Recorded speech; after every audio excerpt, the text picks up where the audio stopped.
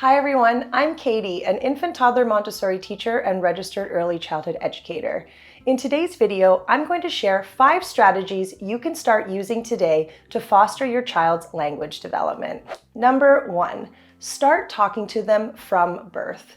Babies and young children, from birth to the age of 6 to be exact, have what Dr. Montessori found to be an absorbent mind, and a child's capacity for language really illustrates this. In the early years of life, infants and toddlers can acquire the structure, semantics, vocalization, and vocabulary of all the different languages spoken in their environment. When speaking to them, you can support their language development by talking to them about what you're doing as you go about your day. You can point out different objects in your environment. You can ask them questions. Before a child learns to speak, they can respond to you non-verbally, or they may not respond at all, but if you look closely, you may observe that their body language is giving you the answer to your question. More than anything, asking them questions shows them that you're interested in what they're doing. So you can ask questions like, "Did you hear that siren? It was so loud."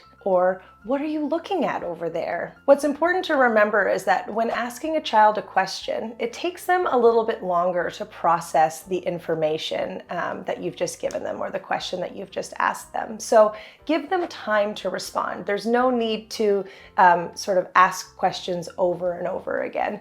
A rule of thumb that I had in the classroom anytime that I asked a child a question was that if they didn't respond right away, I would just count to 10 in my head before I asked the child again. Number 2, respond to them. When babies coo or babble, it's really important to respond to them. These are their attempts at communicating with you. You can respond to them with words, gestures, or your own facial expressions. It's really fun to sort of match the sounds that they're making or match the facial expressions that they're making. So it's almost as if they're looking in a mirror. Responding to them in this way teaches them the back and forth of conversation, and it shows them that they're important, that you're interested in what it is that they're doing and what they have to say. It's also really helpful to a child's language development if you're at their eye level when speaking to them. You want to stop what you're doing, and you want, if possible, I know it's very busy being a parent, but whenever you can, you want to stop what you're doing and get down on their level.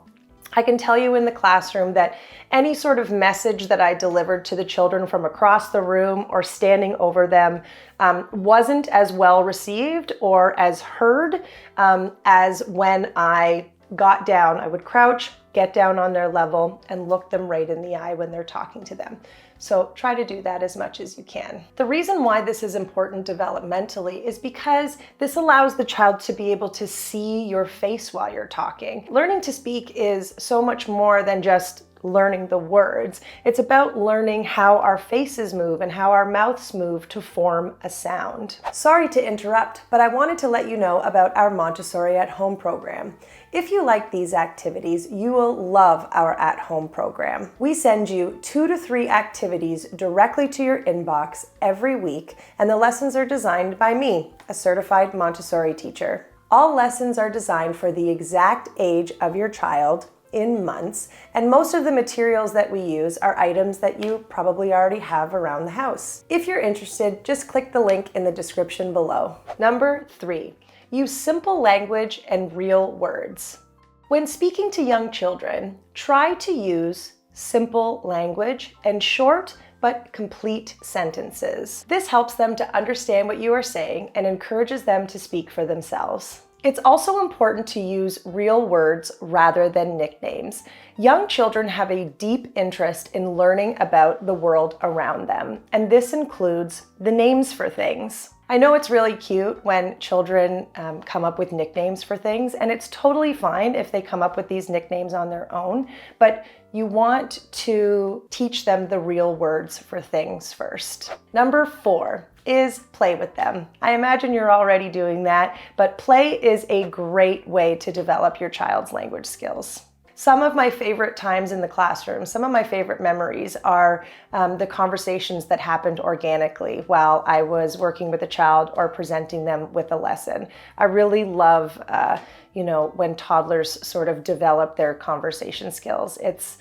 amazing what they want to talk about and what they want to share and the questions that they ask. So play with them and see what kind of conversations happen. Anytime in the classroom when I observed that a child was perhaps going through a chattier phase, I always then took this as an opportunity to plan activities accordingly. So I would start to introduce games that we could play, board games or games in a group, so that they could continue to develop those language and conversation skills. With infants and young toddlers, you can play games like peekaboo or point out different objects in the books that you're reading. We also have some free nomenclature cards available on our website that could be used for language development. If we go back to the importance of real words, it's also important to have books in your child's library that has photographs of real things. So here are a couple examples of the books that we have here at the shop. So this one is called Baby Faces Feelings, and it's just different baby faces that you can look at and talk about with your infant or toddler. So you can go through the different pages and you can talk about the different emotions, or again, you could point out different aspects like hair. This is the baby's hair. Ear. This is the baby's ear. This baby is sad. Things like that. For an older child, we have these in the toddler classroom. National Geographic has a really great set of books. This one is called Things That Go, and you can see it's got real photographs of different types of things that go. So a fire truck, if your child's really interested in fire trucks, you could learn the different parts of the fire truck and name all the different things that you see. The books are a really great opportunity to follow your child's lead and their interests. So books with real photographs. And this leads me to my final point, which is number 5, read to them. Reading to children helps them to develop a love of language, and it introduces them to new words and concepts. Reading aloud also exposes children to the rhythm, the tone, and the inflection of the spoken language. It can help them to learn how words are pronounced, how sentences are structured. It really is one of the best ways that you can help to develop your child's language skills. Now, if your child has a favorite book, you may notice that they eventually memorize them.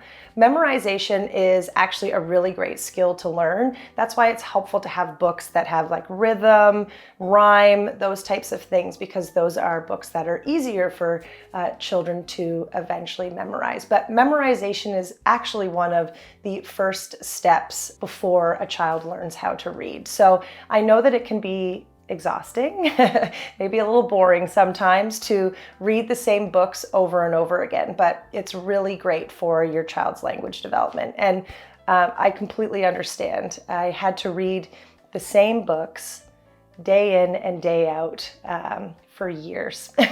So there's quite a few books in the library at my old school that I had memorized just simply because I had read them so many times. So it can be tough, but it's really helpful to read the same books over and over again, especially if your child is showing an interest in them. I'll finish off with a gentle reminder that every child develops at their own pace. So don't worry too much about comparing your child's language development to another child. As long as you're reading to them, talking to them, playing with them, your child is going to develop their language skills once they're ready. I'm going to do a future video on my favorite books for infants and toddlers, so look forward to that. And otherwise, I'll see you next time. Bye! Thanks for watching. If you liked this video, it really helps our channel if you like and subscribe. This helps other parents to find our channel. And if you have a question, feel free to comment your question below and we'll answer it in a future video. Take care. Bye.